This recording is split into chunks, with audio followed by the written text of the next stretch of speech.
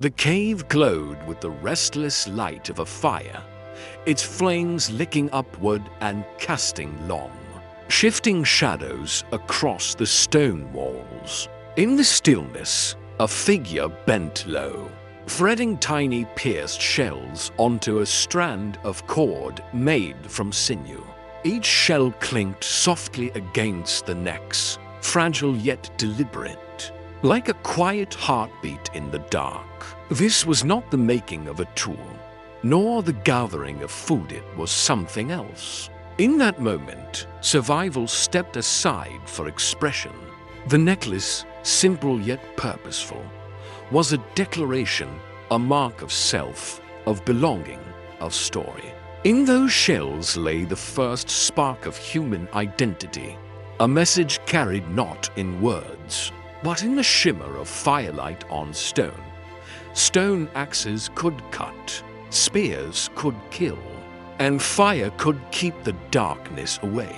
Each invention of the Stone Age carried weight in survival. Yet among these harsh necessities appeared something strange: a pierced shell, a polished tooth, a fragment of bone shaped not for use, but for meaning. Beads dating back over 100,000 years show us this choice was intentional, not chance. These objects carried no sharp edge, no promise of food, yet they mattered. In wearing them, early humans announced something new. Survival was no longer enough. They sought identity, belonging, and the silent language of symbols dotting the glow of ancient fires. Bone, tooth, and shell took on lives of their own. A wolf's tooth strung onto a cord was not just a trophy, it was a badge of courage, proof of survival against a dangerous beast. A gleaming shell carried inland from distant shores spoke of journeys and connections, linking landlocked hunters to waters they had never seen. These were not random trinkets.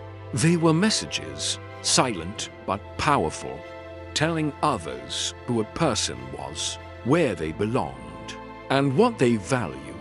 Found far from their origin, these ornaments reveal something striking. People traded, shared, and forged ties through symbols carved in fragile things, binding communities with meaning. Stone tools cut, scraped, and protected. But beads and pendants carried a different kind of power. They answered not hunger, but the need to belong, to be seen, to be chosen. A simple string of shells could attract a partner, bind a clan, or proclaim loyalty. This was the turning point when survival alone was no longer enough. With ornaments, humans began telling stories without sound, each bead a quiet sentence of love, status, or identity. Here, culture was born, the leap of mind that set humanity apart from every other creature. Long before alphabets or spoken tongues could bind us, jewelry carried meaning across silence. A tooth on a cord could whisper of bravery. A shell could speak of journeys and trade. A pendant could mark belonging. Around fires or graves, these ornaments became sentences without sound, understood by all who saw them. In each bead lies humanity's first language, an unspoken declaration to be more than flesh and bone, to be remembered, to be understood. The hunter returns to camp, his arms heavy with food for the fire, but in his hand rests something different: a wolf's tooth, sharp and gleaming, or perhaps a bright shell collected where the waves meet the shore. These objects were more than scraps of nature. They were symbols, fragments of the world transformed into treasures. In time, people began to see that nature offered not only survival, but stories. A tooth spoke of danger overcome. A feather carried the spirit of flight. A shell echoed the pull of distant waters. These finds were kept, cherished, and carried close to the body. This was the beginning of something new. The recognition that beauty and meaning could be found in the earth itself, long before beads were shaped or pendants carved.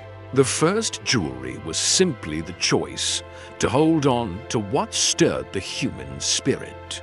The step from survival to symbolism had begun. The treasures gathered from the hunt or the shore did not remain in their natural form. With flint drills, stone scrapers, and careful grinding, early humans transformed them into beads, pendants, and charms. A wolf tooth drilled through its center was no accident. It required hours of patience, steady hands, and an eye for detail. Sometimes fire was used to harden bone or stone, strengthening fragile pieces into lasting ornaments. These were not tools to carve meat or fell trees. They served no survival task. Instead, they carried meaning. Every finished bead became a union of nature's raw gifts and the imagination of its maker.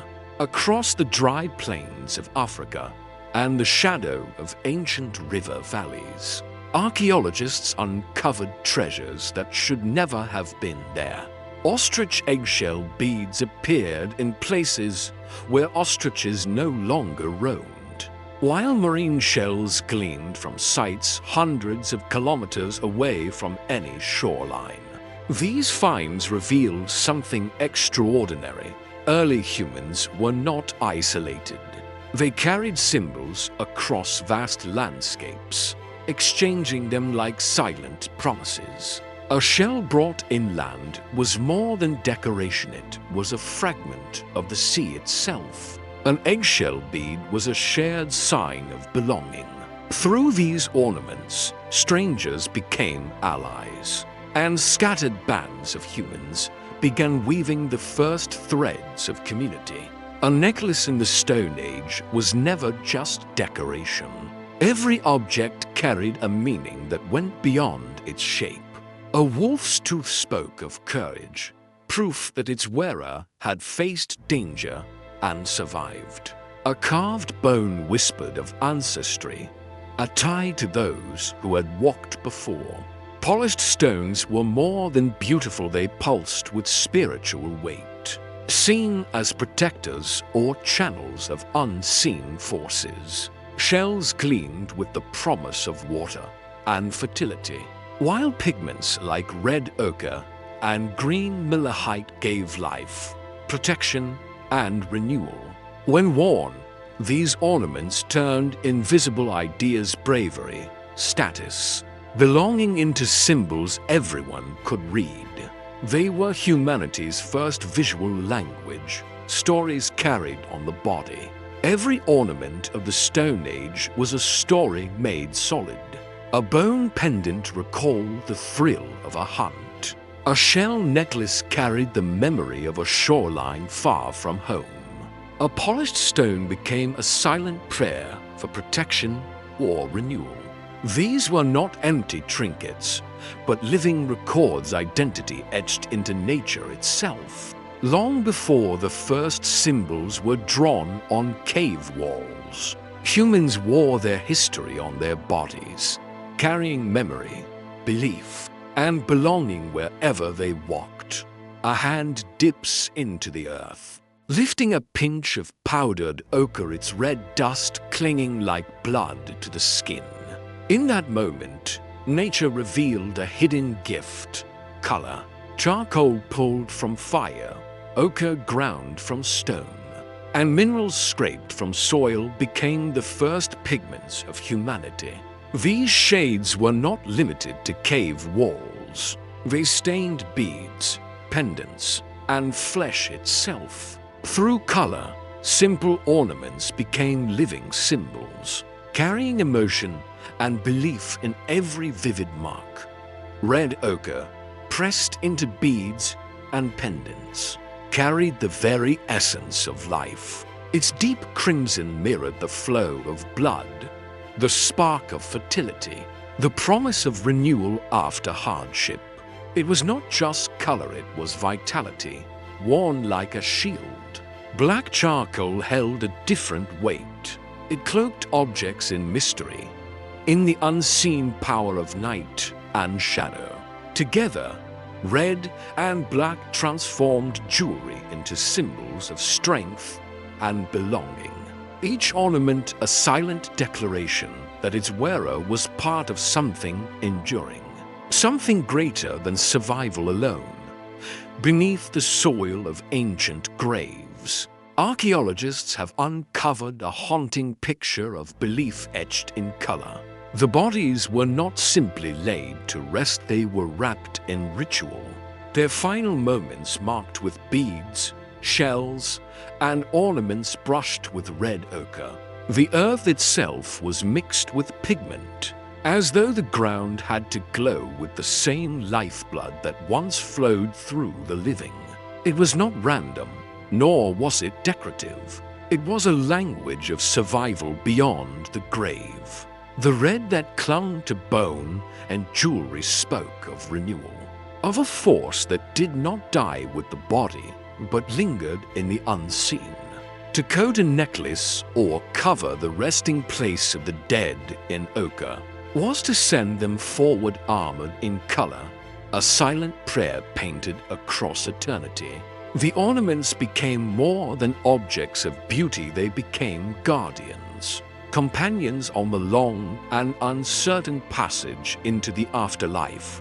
Through these burials, we see that pigments held meaning far beyond art.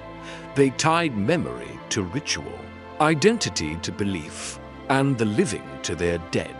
In the ochre-stained soil of these graves, we glimpse humanity's first attempt to bridge the fragile line between flesh and spirit, between this world and the one they hoped lay beyond. Picture a burial where beads that once shimmered on living bodies now lie buried in silence, stained red with ochre. What had been ornaments of pride in life were transformed into shields for the soul, carried into the unknown. Each pendant, each shell, became more than decoration. It was a vessel of meaning, believed to guard, to guide, to connect. The pigments gave these objects voices, binding them to rituals that spoke of memory, loss, and hope. Jewelry was no longer about beauty alone. It became a sacred bridge between the living and the departed. In this transformation, we glimpse the earliest rituals of belief, where survival and spirit were carried together into eternity. Picture a circle of firelight, where sparks rise into the night and shadows bend across watchful faces. Among them, one figure catches every gaze, a necklace of beads draped across their chest, glimmering with quiet authority. This was more than decoration. It was a sign, a badge of weight and meaning. In these gatherings, ornaments spoke louder than words. They marked leaders, healers, and voices of power, separating them from the ordinary. Each bead was a signal, a measure of respect.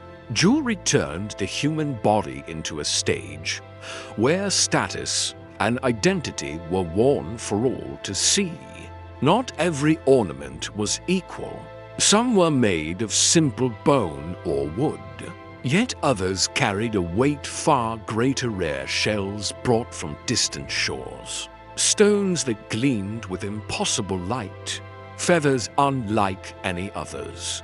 To wear such objects was to stand apart. A necklace strung with shells could signal influence, while amber or obsidian spoke of both beauty and power. In many communities, these materials were tied to ritual and the unseen world. A shaman's pendant was more than a mark of rank. It was thought to hold protective strength. a bridge between human and spirit. Rarity gave these objects authority, turning jewelry into symbols that defined not just the individual, but the community itself. Jewelry carried meaning beyond beauty or power. It wove people together. A string of beads might be placed in another's hands not as decoration, but as a promise. Clans exchanged ornaments to seal friendships, to mark peace after conflict, or to bind families through marriage. A carved pendant passed between groups could hold the weight of an alliance, while shared patterns of shells or stones marked collective loyalty. These objects became silent contracts, tokens that spoke when words were absent. To wear them was to declare, "We are bound." In these gifts, jewelry became more than adornment. It became the fabric of human connection. Archaeologists uncover objects that seem impossibly out of place. Mediterranean shells resting in inland graves. Amber from the Baltic gleaming in settlements hundreds of miles away. Obsidian fragments carried across forbidding mountain ranges. These discoveries are not accidents. They are evidence of vast webs of exchange, where jewelry became the Stone Age's most portable treasure. Beads, pendants, and stones passed from one hand to another, linking distant communities through trust and trade. Each ornament bore the memory of a journey, the mark of countless encounters. In these networks, adornments ceased to be personal. They became communal, carrying stories that bound strangers together. Jewelry was not only beauty, it was the earliest form of diplomacy, connection, and shared humanity. Stone Age ornaments were never only decoration. They were statements of power, exchanged as pledges of loyalty, and carried across landscapes as gifts of trust. A bead could unite clans, a pendant could secure peace. In these small objects lay the earliest diplomacy, shaping relationships that built enduring societies.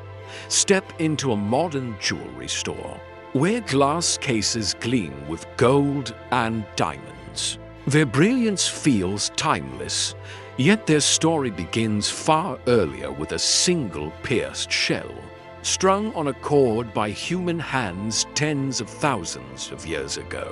That humble ornament carried weight beyond beauty. It was identity made visible, memory woven into form, and meaning etched into life. From that moment, adornment became part of what makes us human. Across millennia, the echoes remain the same.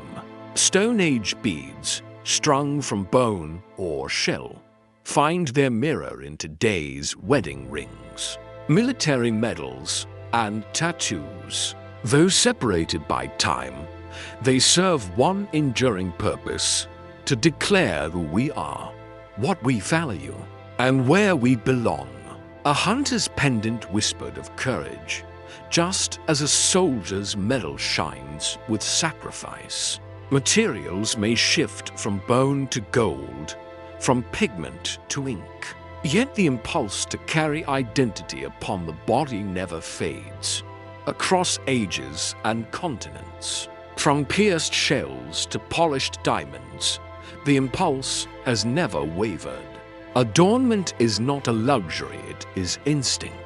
Humans have always taken the materials at hand and transformed them into symbols of love, strength, faith, and identity. Even in times when food was scarce and danger pressed close, people still chose to decorate themselves. A necklace, a bead, a ring, each one proof that long before writing, humanity spoke through what it wore. Amid hunts, hunger, and the constant shadow of danger, early humans still reached for something greater than survival. In the glow of firelight, A carved bead or polished shell spoke of beauty, memory, and belonging. These fragile ornaments carried emotions strong enough to survive millennia, reminding us that even in hardship, people needed more than food alone. They needed symbols, tokens of spirit that gave life meaning beyond struggle. In the quiet stillness of ancient nights, long before writing or kingdoms, something remarkable stirred within early humans. Around fires that offered warmth and safety, hands reached not only for tools of survival, but for objects that spoke of something deeper. A polished shell, strung carefully through a cord of sinew. A bead carved from bone, smoothed by patient fingers. These were not weapons, nor tools to hunt or build. They were symbols silent yet powerful, marking the dawn of human identity. For the first time, humanity began to leave behind clues of self-expression. Archaeologists uncover necklaces of seashells found hundreds of miles inland, proof that someone carried them across vast landscapes, not for hunger or survival, but for meaning. Each ornament was a choice, a statement. To wear a bead was to say, "This is who I am. This is how I wish to be seen." These fragile creations reveal that survival alone was never enough. Humans yearned for recognition, belonging, and a place within the group.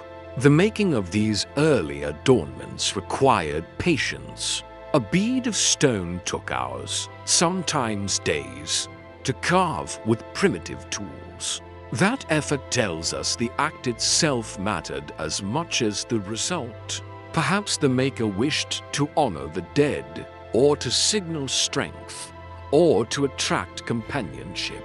In each drilled hole and polished surface lies a quiet truth. People had begun to define themselves, not just by what they did, but by what they chose to display. And so, across caves and burial sites, we find these small treasures, tokens that carried weight far greater than their size. They whispered of pride, of memory, of belonging. They connected one life to another, one generation to the next. Even today, when we wear jewelry or symbols of status, we echo those first choices made tens of thousands of years ago. Identity was no longer hidden within survival. It was worn, shared, and remembered. The bead, the pendant, the ornament each was a declaration that humanity was not only enduring, but also becoming. These were the first whispers of identity, a voice that still echoes in every expression of who we are.